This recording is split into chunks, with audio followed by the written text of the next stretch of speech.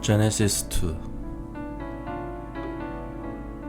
So the creation of the heavens and the earth and everything in them was completed. On the seventh day, God had finished his work of creation, so he rested from all his work. And God blessed the seventh day and declared it holy, because it was the day when he rested from all his work of creation. This is the account of the creation of the heavens and the earth.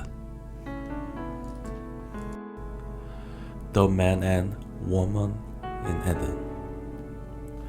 When the Lord God made the earth and the heavens, neither wild plants nor grass were growing on the earth, for the Lord God had not yet sent rain to water the earth, and there were no people to cultivate the soil.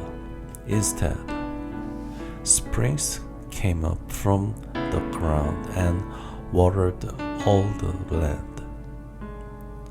Then the Lord God formed the man from the dust of the ground.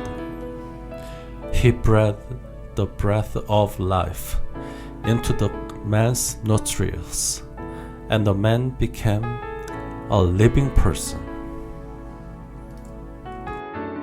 Then the Lord God planted a garden in Eden in the east, and there he placed the man he had made.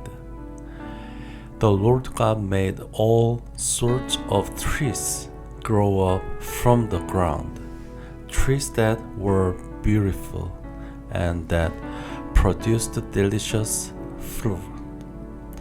In the middle of the garden, he placed the tree of life and the tree of the knowledge of good and evil. A river flowed from the land of Eden, watering the garden and then dividing into 4 branches. The first branch, called Pishon, flowed around the entire land of Havilah, where gold is found. The gold of the land is exceptionally pure. Aromatic resin and onyx stone are also found there. The second branch, called the Gihon, flowed all around the entire land of Cush. The third branch, called the Tigris, flowed east of the land of Ashur. The fourth branch is called the Euphrates. The Lord God placed the man in the Garden of Eden to tend and watch over it. But the Lord God warned him, "You may freely eat the fruit of every tree in the garden, except the tree of the knowledge of good and evil. If you eat its fruit, you are sure to die." Then the Lord God said, "It is not good for the man to be alone. I will make a helper who is just right for him." So the Lord God formed from the ground all the wild animals and all the birds of the sky. He brought them to the man to see what he would call them. And the man chose a name for each one. He gave names to all the livestock, all the birds of the sky, and all the wild animals. But still there was no helper just right for him. So the Lord God caused the man to fall into a deep sleep.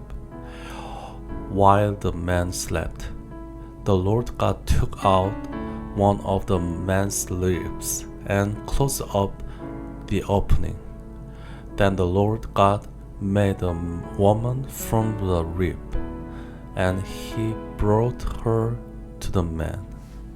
At last, the man exclaimed, "This one is bone from my bone, and flesh from my flesh.